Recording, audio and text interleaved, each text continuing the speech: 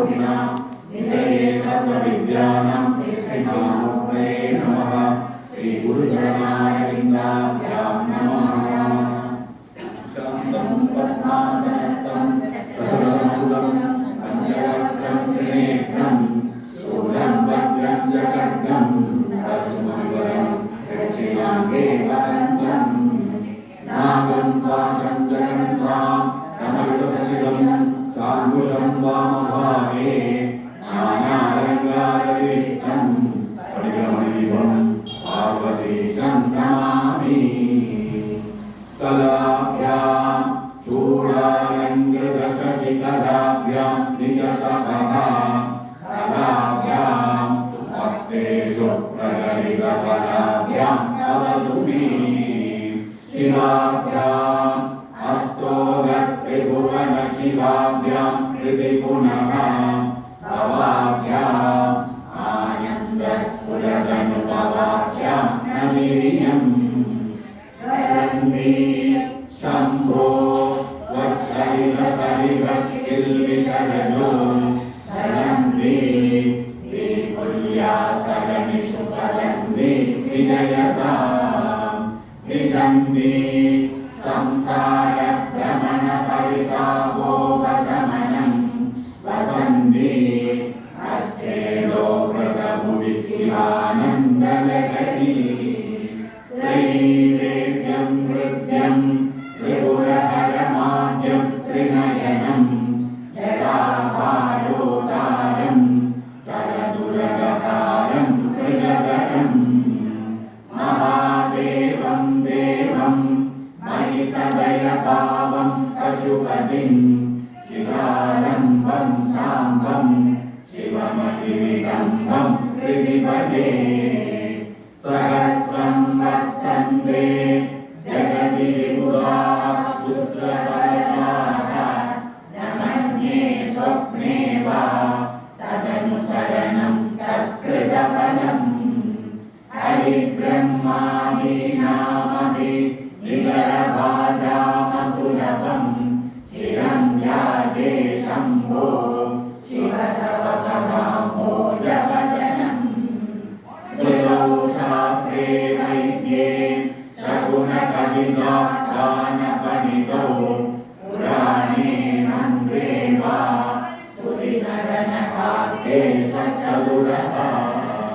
कथं राज्ञां प्रीतिर्भवति मयि कोऽहं पशुपते पशुं मां सर्वज्ञ ललितकृपया पालय विभो। खडो वा मृत्पिण्डो धनुरतिजद्धूमोऽग्निरचलः पडो वा तन्दुर्वा परिकरति किं घोरशमनम्। हृदाखण्डक्षोभं वदसि तरसा तर्कवचसा पदाम्भोजं शम्भो वद परमसौख्यं व्रजसुधीः। मनसे पादाब्जे निवसतु वचस्तोत्रवनितौ करौ च यच्छायां सुरिरविवदा कन्ननविधौ। तव ध्याने बुद्धिः नयनयुगलं मूर्तिविभवे परग्रन्थान्धैर्वा परमशिवजाने परमतः। यदा बुद्धिशुक्तौ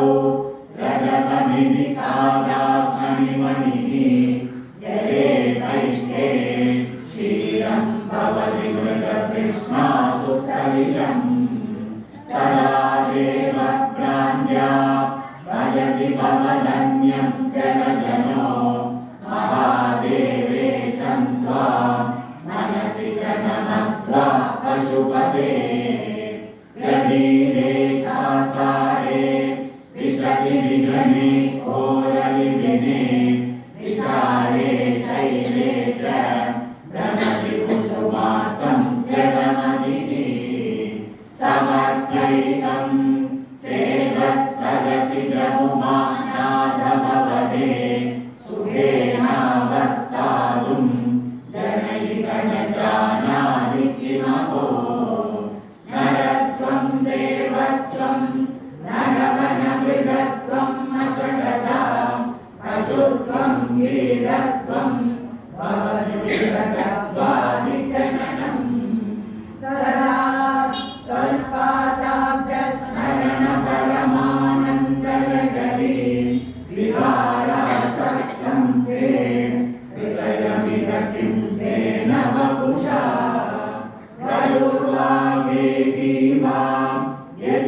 विजडीवा तदितरो नरो वा यत्कश्चिदे भवतु भवतिं येन भवति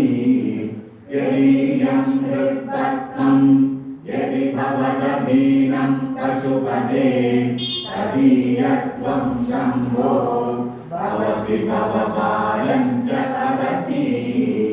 गुहायां ये देवा बहिरभिमने पात्रिशिखरे जले वा अन्नौ वा वसतु वसते किं वद फलम् सदा यस्यैवान्तःकरणमपि शम्भो तव पदे स्थितं चेद्योगः असौ सज परमयोगी सजसुखी असारे संसारे निजभजन दूरे जडधिया रमन्दं मामन्दं परमकृपया पातुमुचितम् मरण्यको दीनः तव कृपणरक्षादिनिपुणः त्वदन्यको वा मे त्रिजगति शरण्यः पशुपते प्रभुस्त्वं दीनानां खलु परमबन्धुः पशुपते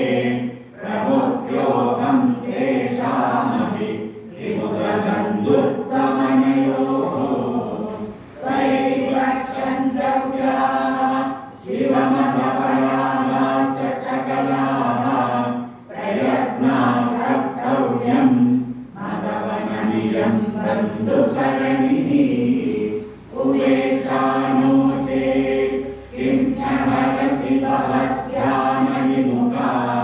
दुराशा भूयिष्ठां विधिविमशक्तो यदि भवान् शिरस्तद्वैदात्रं न खलु सुवृत्तं पशुपते कथं वा निर्यत्नं करणकमुखेनैव दुरितम् दीर्घायुर्भवतु भवदा तत्परशिरः चतुष्कं संरक्ष्यं सकलो भुवि दैन्यं लिखितवान् विचारः को वा मां विशदकृपया पादिशिवदे कटाक्षव्यापारः स्वयमपि च दीनावनपरः फलाद्वा पुण्यानां मयि करुणया वा त्वयि विभो प्रसन्ने विस्वामिन् भवदमलपादाब्जयुगलम्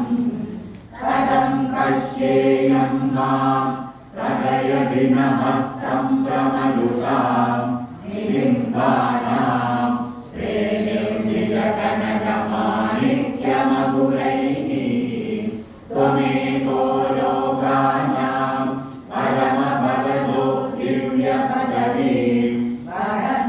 वहन्तस्तन्मूलां पुनरविभजन्ते हरिमुखाः कियद्वा दाक्षिण्यं तव शिवमदासा च कियति कदा वा मद्रक्षां भवसि करुणापूरितदृशा दुरासा भूयिष्ठे दुरधिपगृहद्वारकटके दुरन्ते संसारे दुरितनिलये दुःखजनके मदायासं किं नो व्यपनयसि कस्योपहृदये वदेयं प्रीतिश्चेत्तव शिवकृतार्था खलु वयम् चरति युवतीनां कुचगिरौ नरत्याशा शाखा स्वरति शरीरमपि तथा तवालिं भिक्षो मे हृदयकविमत्यन्त च बलं दृढं भक्त्या बद्ध्वा शिव भवदधीनं कुरु विभो त्रिदिस्तम्बाधारां दृढगुणनिबद्धां सगमनां विचित्रां पद्माढ्यां प्रतिदिवससन्मार्गकलितां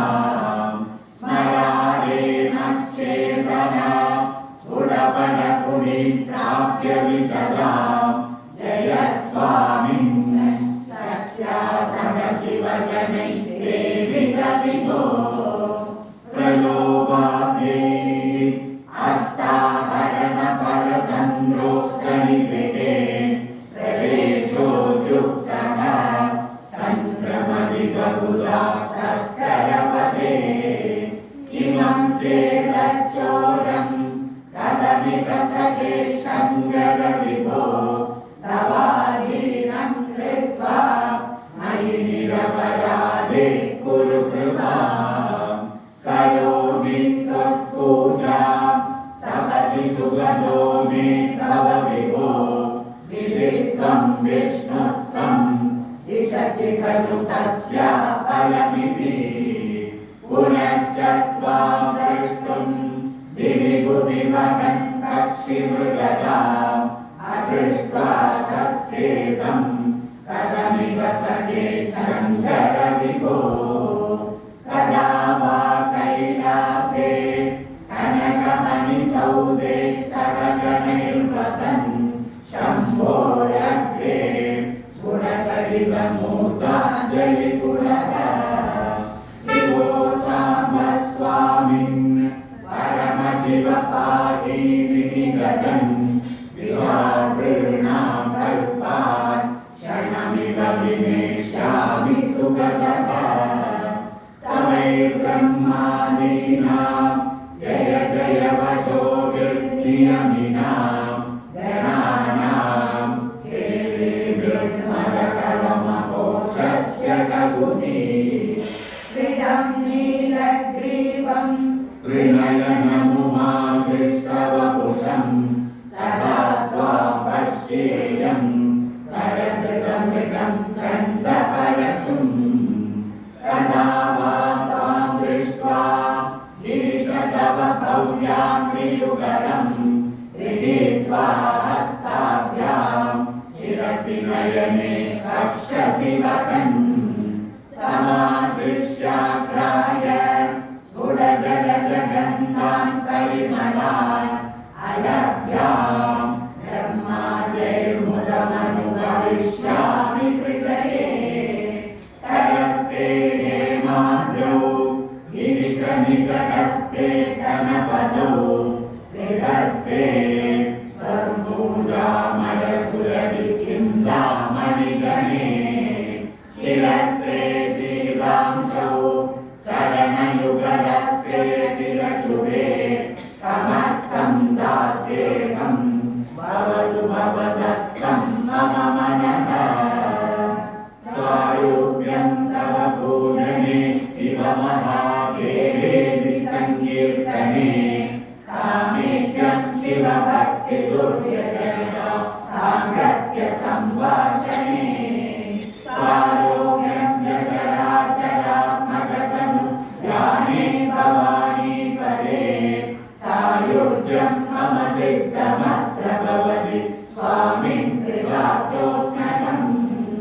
त्वत्पादाम्बुजमक्षयामि परमं त्वां चिन्तयाम्यन्वहम् त्वामीशं शरणं व्रजामि वचसा त्वामेव याचे विभो वीक्षामि दिशचाक्षुषीं सकरुणां दिव्यैश्चिरं प्रार्थितां शम्भो योगगुरो मदीयमनस सौख्योपदेशं गुरु वस्त्रोद्धूतविधौ सहस्रकरदा पुष्पार्चने विष्णुदा गन्धे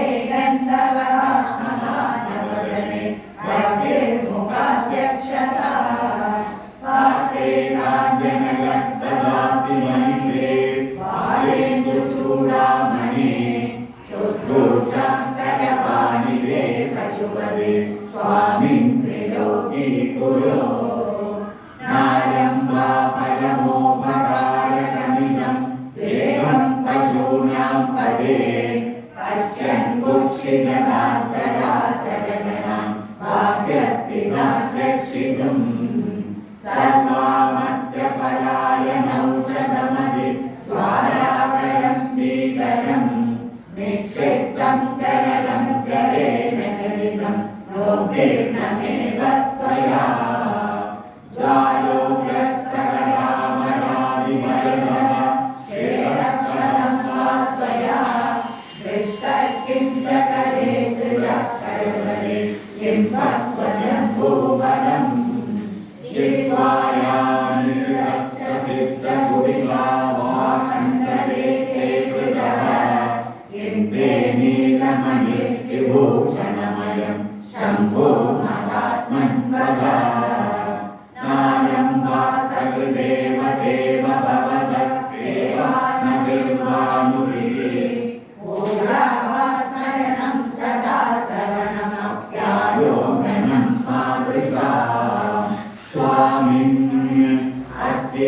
देवतानुसरणायासेन किं लभ्यते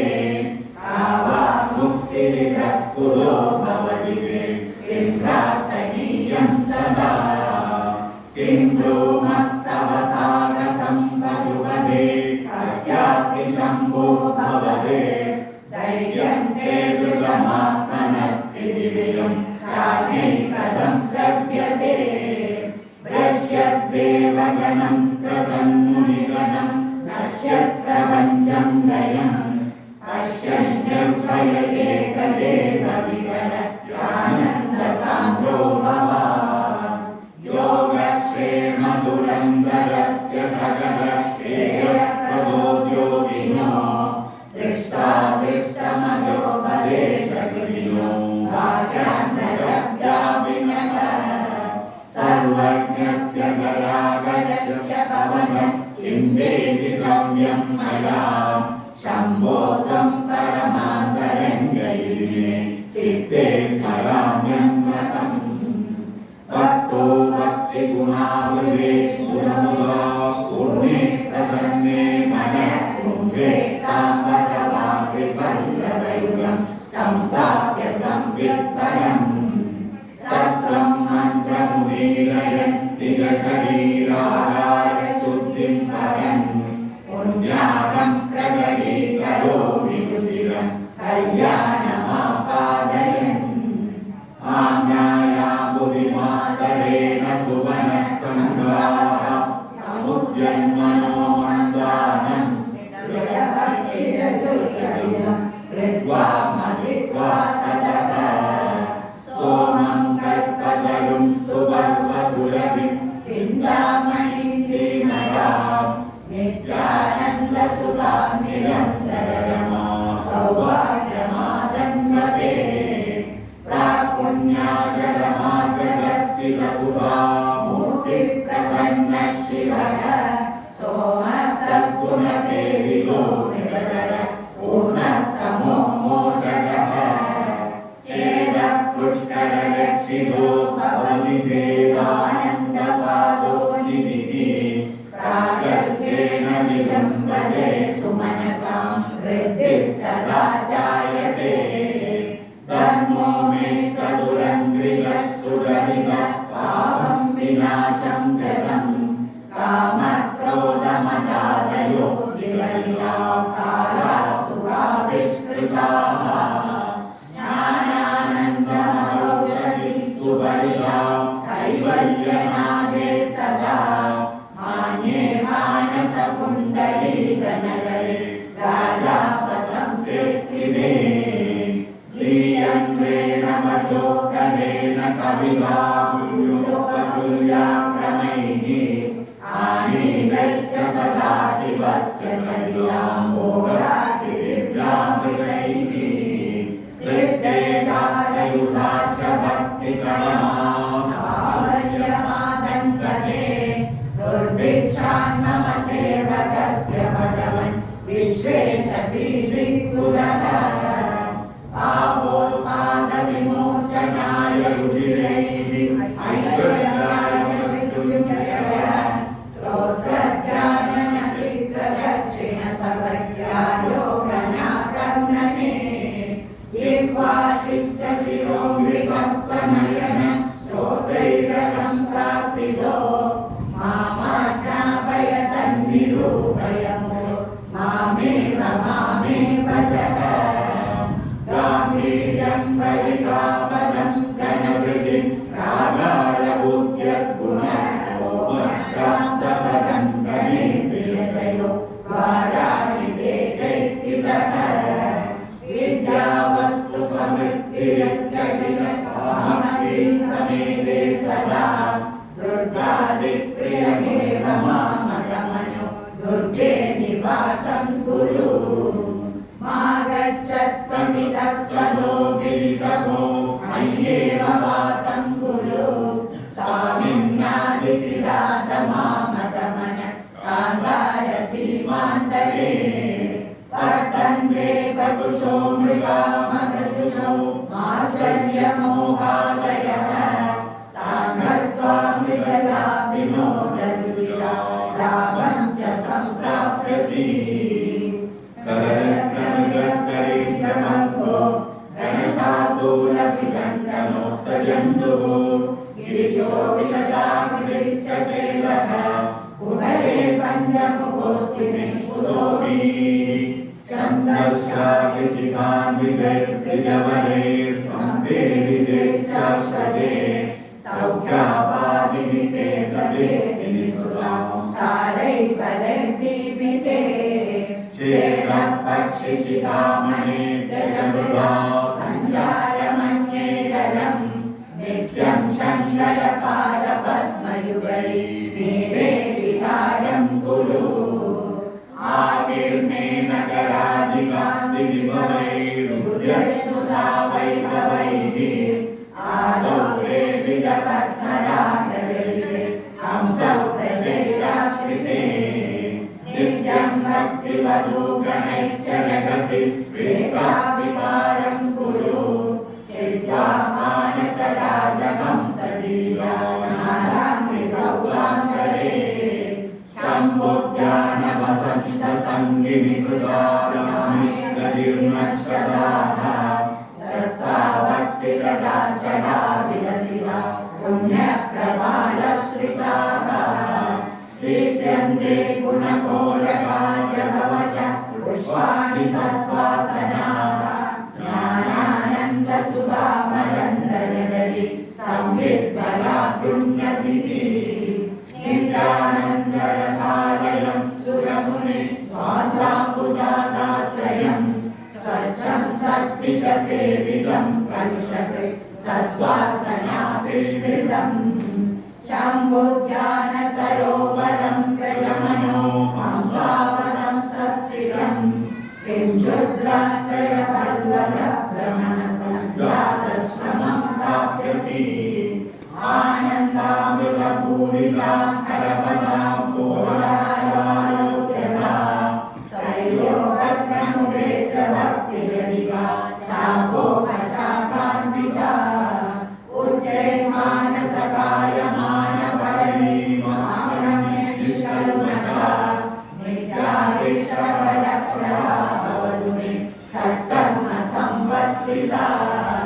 सन्ध्यारम्भविजृम्भितं सुरिशिरकानान्तराधिष्ठितं सप्रेमभ्रमराभिराममसरे सद्वासनाशोभितं भोगीन्द्राभरणं समस्तसुमन पूजं गुणाविष्कृतं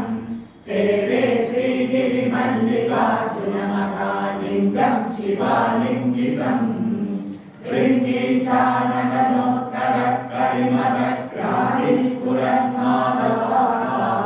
नादयुतो महाशिलवो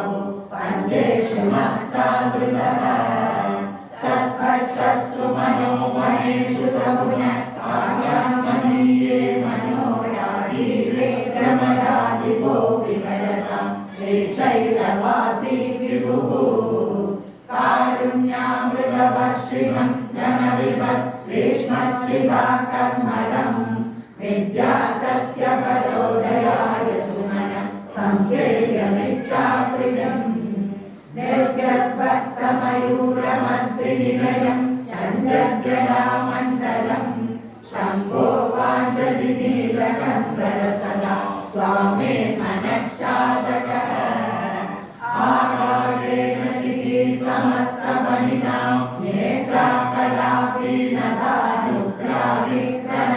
नेत्राकलापीनदानुग्राभिप्रणवोपदेशनिनदै केतीतियोगीयते श्यामां शैलसमुद्भवां गणरुचिं दृष्ट्वा नडन्तं मुदा वेदान्तो भवने विहाररसिकं तं नीलकण्ठं भजे सन्ध्याकर्मदिनात्ययो हरिहरागानप्रभूदानकत्वानोपारितगर्दितं दिविषदा दृष्टिक्षणा चञ्चला भक्तानां परितोषबाष्पगजधृ वृष्टिर्मयूरी शिवा यस्मिन्नुज्ज्वलताण्डवं विजयते तं नीलकण्ठं भजे आद्यायामिव तेजसे सुविमले वेद्याय साध्यायते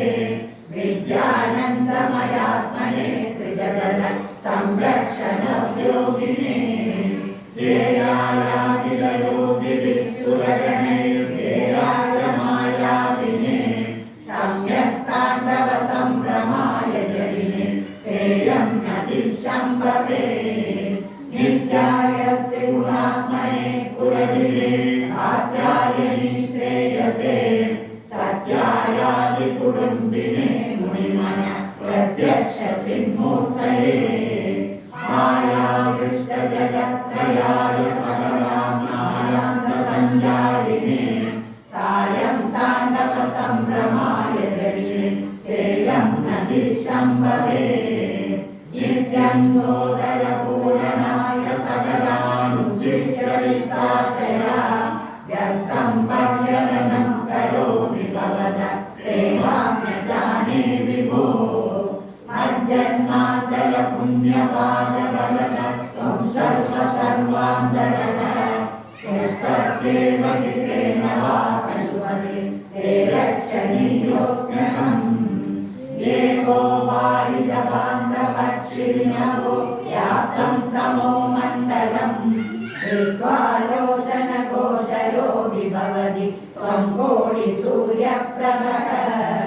वेद्यः किं न भवस्य भोगनजलं कीदृक्भवेन्मत्तमः तत्सर्वं व्यगनीय मे पशुपते साक्षात् प्रसन्नो भव हंसपद्मवनं समिच्छति यदा नीलाम्बुदं चातकः कोगनदप्रियं प्रतिदिनं चन्द्रं च घोरस्तदा चेतो वाञ्छति मामहं पशुपते किमार्गमृत्यं विभो गौरीनाथ भवत्पदाब्जयुगलं कैवल्यसौख्यप्रदम् रोगस्फोयकृतस्समेन वदिगः सायान्तरो वृष्टिरः वेदस्वस्थकृतं कृतस्तमहिते दीनः प्रभुताद्विकम् देवं सङ्गमसाकुलश्च शिखिनं सीताकृतस्त्वं तदा चेतः सर्वभयापदं प्रजसुखं शम्भो पदाम्बोरुहम् अङ्कोलं निजबीजसन्ततिर्यस्तम्भोफलं सूचिता साधीनैकविभुं यदाशिविरुहं सिन्धुसरित्पल्लवम् प्राप्नोति यदा तदा पशुपते पादारविन्दद्वयम् चेतो वृत्तिरुपेत्य तिष्ठति सदा सा भक्तिरित्युच्यते आनन्दाश्रुविराधनोति पुलकं नैर्मल्यगच्चादनं भासासङ्गमुखे सिदैश्चरला ऊर्धिं चरितामृतैः रुद्राक्षैः वसितेन देव वपुषो यशां भवद्भावनां पर्यन्ते विनिवेश्य भक्तिजननि भक्तात्मकं रक्षति मार्गावर्तितपादुका पशुपते अङ्गस्य कूर्चायते गर्दोषामुनिषेचनं पुररिवो दिव्याभिषेचायते किञ्चित् भक्षितमांसशेषकवलं नरोपहारायते भक्तिः किं न करोत्यभो वनचरो भक्तावतं सायते वर्षस्ताडनमन्दकस्य कठिनावस्मारसंवर्धनं गोमृत्पर्यटनं नमःसुरशिर कोडीयसङ्घर्षणम् तमेधं मृदुलस्य तावकपदद्वन्द्वस्य गौरीपदे मच्चेदो मणिपादुका विहरण शम्भो सदा गिर्गुरु वक्षस्ताडन संज्ञया विदरितो वैवस्वतो निर्जराः कोडीरोज्ज्वलरत्नदीपकलिका नीराञ्जनं कुर्वते